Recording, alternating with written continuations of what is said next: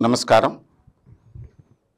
హస్త సాముద్రిక శాస్త్రంలో మనం అరచేతిని పరిశీలించినప్పుడు సాముద్రిక శాస్త్రాన్ని ఖచ్చితంగా అంచనా వేయటానికి మన అరచేతిలో ఉండేటువంటి విభాగాలు క్షేత్రము, బీజము. క్షేత్రము అంటే అరచేయి యొక్క రంగు, పరిమాణము, స్వభావము, చర్మ స్వభావము, వేళ్ళ మధ్య ఖాళీలు, బొటనవేలు, గోళ్ళు, మృదుత్వము, వేళ్ల కణుపులు, బొటనవేలుకి అరచేతికి మధ్యలో ఉండే కోణము, 9 గ్రహ స్థానాలని మనం ఇక్కడ గుర్తించుకున్నాము. గురుడు, శని, రవి, బుధుడు, కుజుడు 1, చంద్రుడు, శుక్రుడు, కుజుడు 2, రాహు, కేతు స్థానాలు. ఈ స్థానాల్లో హెచ్చు తగ్గులు, వాటిలో కొంత ఒక గ్రహము ఇంకొక గ్రహం మీద వాలి ఉండటం, ఆధారపడటం, ఇటువంటి స్వభావాలన్నింటినీ మనం క్షేత్రము అంటాము. క్షేత్రము అంటే మనం మొక్కలు నాటినప్పుడు మనం నేల యొక్క స్వభావము, దాంట్లో విత్తనం వేసినప్పుడు బీజం యొక్క స్వభావాన్ని బట్టి మనకి పంట ఫలితము ఉంటుంది. ఎలాగంటే నేల చాలా రకాలుగా ఉంటుంది. రాతి నేల, ఇసుక నేల, ఒండ్రు నేల, నల్లరేగడి నేల, సముద్రం వారిని ఉండేటువంటి అంటే చొండ్రు అంటాం దాన్ని, బలం లేనటువంటి బలహీనమైనటువంటి నేల. ఇలాగ రకరకాల నేలల్లో మనం విత్తనం వేసినప్పుడు కొన్ని విత్తనాలు రాతి నేలల్లో పనికొస్తాయి, కొన్ని విత్తనాలు ఒండ్రు నేలలో, కొన్ని నల్లరేగడి నేలలో, కొన్ని సముద్ర తీర ప్రాంతంలో, కొన్ని ఇసుక నేలల్లో ఫలితాన్ని ఇస్తాయి.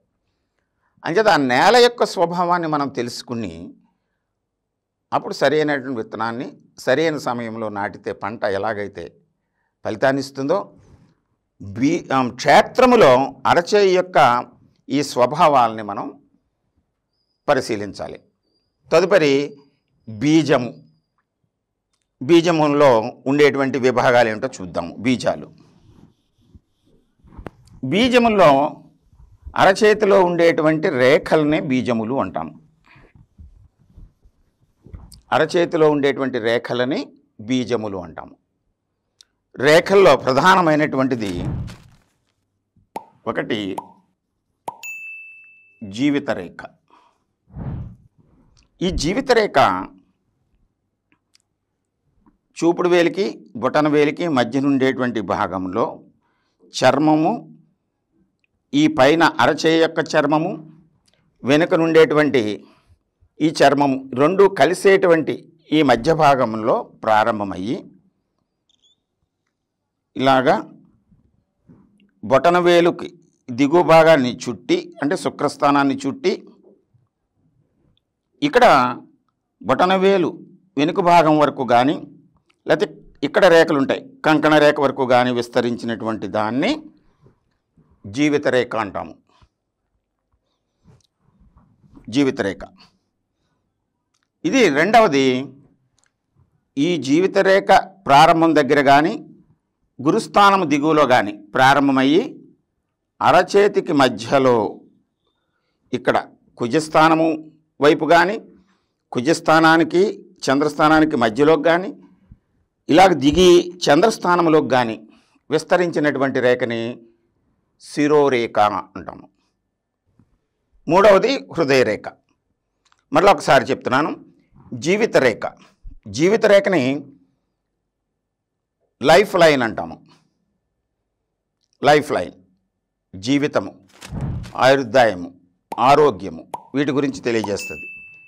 రెండవది శిరోరేఖ, హెడ్ లైన్ అంటాము. తరువాత మూడవది చిటికెన వేలు కింద ప్రాంతంలో ప్రారంభమవుతుంది, ఇలాగా చూపుడు వేలు వైపు వెళుతుంది.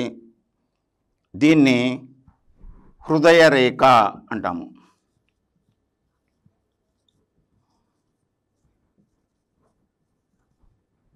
హార్ట్ లైన్, హృదయ రేఖ, హార్ట్ లైన్. దీన్ని ఆత్మరేఖ అని కూడా అంటాము. మనస్సు, అభిమానము, ప్రేమ, రిలేషన్స్, కుటుంబంతో ఉండే బంధుత్వము, పబ్లిక్ రిలేషన్స్, ఇవన్నిటినీ కూడా ఈ హృదయ రేఖ తెలియజేస్తుంది. బీజంలో ప్రధానమైనటువంటివి ఈ 3. అరచేతి స్వభావములో క్షేత్రములో ఉన్నటువంటి ఈ ముద్రలు, ఈ 3 ప్రధాన రేఖలు, అరచేయి యొక్క స్వభావము, వంగేటువంటి స్వభావము, వేళ్ల మధ్య ఖాళీలు, ఇవన్నీ కూడా మనం మనిషి జన్మించినప్పుడు ఎలా ఉంటాయో అలాగే ఉంటాయి జీవితం చివరి వరకు. ఇవి మధ్యలో మార్పు చెందవు. ఇంకా బీజంలో ఇంకా కొన్ని ఇతర రేఖలు ఉన్నాయి. అవి మనం నెక్స్ట్ ఎపిసోడ్లో తెలుసుకుందాం.